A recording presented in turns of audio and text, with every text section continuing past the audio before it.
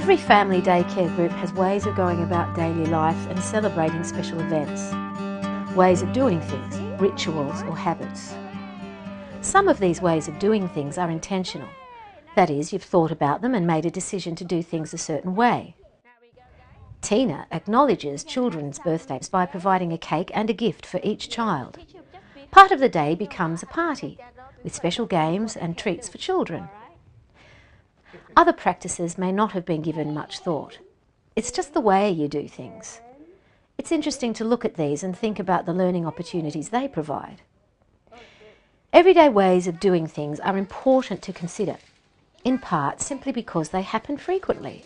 Many of these practices can contribute to children's sense of agency and their picture of themselves as capable and valued members of the group.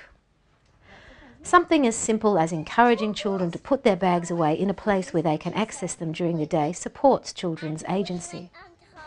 Janani has children as well as their parents sign in when they arrive. Joyce gets the children to take their water bottles out of their bags each day and put them on the bench. Here we go. The children at Michelle's family daycare know the routine that involves putting their shoes away and hanging their coats on the railing when they come inside. Don't then, I'll look after your toys. Yeah, this one on the railing. And Jackson, this one on the railing, Jackson, for me, please. Tina has a story before lunch. On this day, her daughter is reading the story. Oh, a surprise!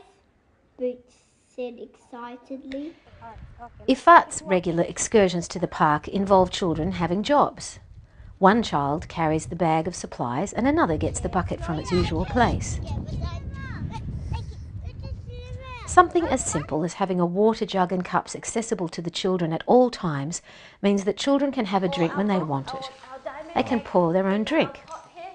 Ifat's custom of putting a cup with different coloured cutlery on the table not only gives children a choice, but also promotes conversation. When educators are organised, the day flows naturally. Children become familiar with its pattern and rhythm and are able to predict what will come next. For example, children help pack toys away or put their cups in the sink after having a drink. This helps them feel secure and empowered. Sammy, and then let's... Can I have one because I love bears? I love lions. Familiarity builds children's confidence. Educators have to think carefully about having a good balance between familiarity and novelty. All children need to feel confident that there are things that they can count on. Both Danielle and Janani vary eating inside and outside, but the routine for both has become familiar to the children. Can you able to spray? Thank you.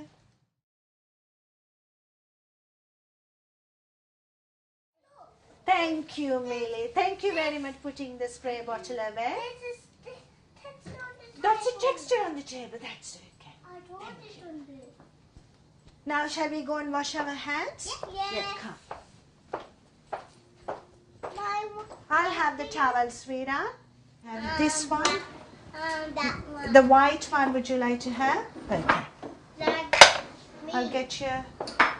I will get your glasses. This one for you. Can I give a pen to you all to write your name? Is it okay? Thank you. Yes. Okay, one for Lauren. And Lauren, once you finish writing your name, you can pass it to Millie, and I'll get the water too. Yes. Yep. And Millie, you got your snack next to you. I didn't cut any mint today. Would you like to have some mint in your water? Okay, would you like to go and cut it? Okay, you know what to do. You can take. How is it going, Aisha? Did you cut enough mint? Oh, it's not enough? Okay. Good job. Fantastic. Thank you. Can I wash it before I put it in water? Okay, and Millie said she doesn't want to have any mint in her water. So I'll put it in one jar. Okay, thank you. You can put the scissors away. Thank you for helping me. Leaves in your... Okay, you don't want it. She doesn't want it. You can't have it. Thank you, Aisha. Mint leaves? I like them ever. You don't like mint leaves ever and ever and ever? Wow. What do you like, Millicent? I got I do like sultanas. Yeah. I got something on my leg. Oh, what is on your leg? I something. Are they your toes? No. No, that is my foot. What is it? I didn't have legs. Oh, a scratch. Did you have a fall? Did you fall? Yeah, on the floor. Dear me. Oh, it's the tummy. Oh, sorry? Tummy. It's going in your tummy, the mint leaf. The mint leaves already in my It's already in your tummy. That's right. Favourite books and stories also offer opportunities to enjoy repeated experiences. And he had one And he only had 3 legs and one 1 eye. He was a winky wonky donkey. I was walking down the road and I saw a donkey. Hee-haw! He only had 3 legs, 1 eye, and he liked to listen to country music. Yee-haw! He was a honky-tonky, winky-wonky donkey. I was walking down the road and I saw a donkey. Hee-haw! He only had 3 legs, 1 eye, and he likes to listen to country music. And he was quite tall and slim. And he was a lanky, honky, tonky, winky, wonky donkey. And he's stinky. That's right. He was walking down the road and I saw a donkey. Hee-haw! He was stinky. He had only 3 legs, And he was 1 eye. stinky. The children at Kerry's family daycare enjoy going to the door, greeting children and families as they arrive and helping each child say goodbye when their parent leaves.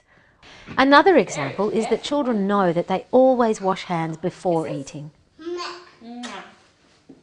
Okay, Logan, I'm going to pop you down. Another important habit is what could be called remember whens.